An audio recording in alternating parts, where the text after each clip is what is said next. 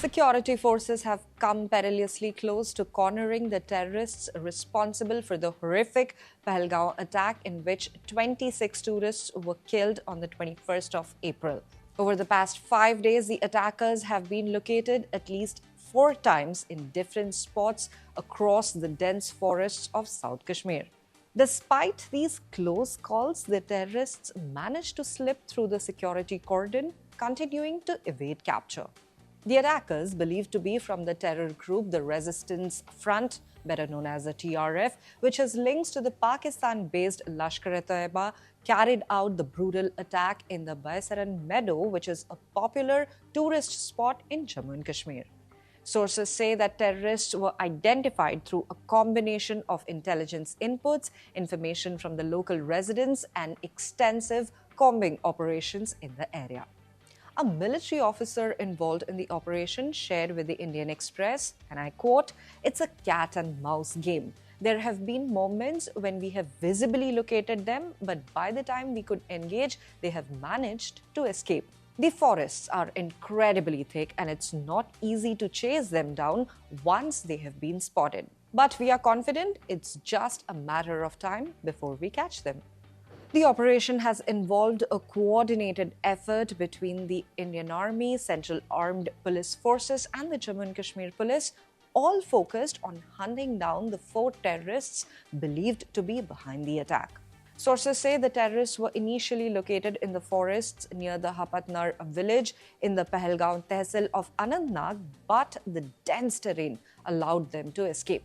Subsequent encounters saw them in Kulgam, where they exchanged fire with security forces before managing to evade capture once again. They were later tracked to the Tral Ridge and are believed to be in the Kokernag area at present. Sources familiar with the ongoing operations revealed several challenges hindering the manhunt. One key issue is that the terrorists have been extremely cautious in managing their supplies, making it harder for security forces to track them through human intelligence.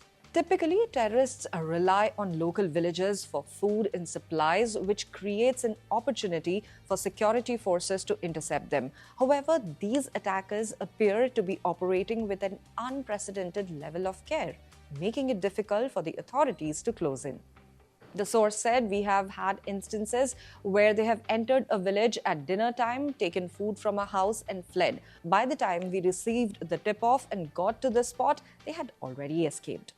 Another challenge for security forces is the terrain itself. The Kishtwar range, which is connected to Pahalgam's higher reaches, has received unusually little snowfall this season. This has allowed the terrorists to move more freely, potentially using the range as a route to cross into the Jammu side, where the terrain is even more difficult to navigate. The source explained that the Kishtwar range is less snow-covered, which makes it an attractive route for terrorists to move towards Jammu. While they may be using the range for movement, we believe that they are still operating in South Kashmir for now.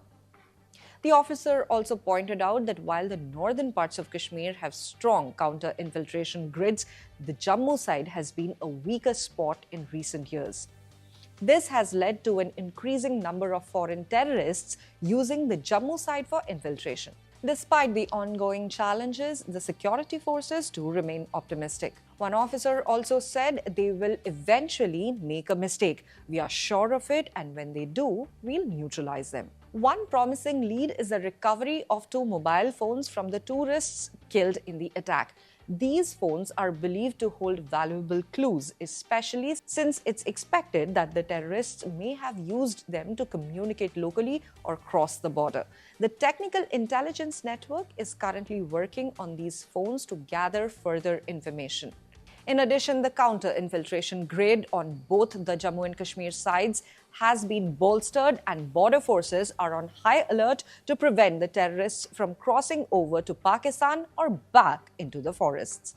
The Jammu and Kashmir police, meanwhile, are also conducting questioning of suspected overground workers of terror outfits in South Kashmir. These individuals could potentially provide crucial leads about the attackers' whereabouts and whether any local collaborators assisted them in planning and executing the attack.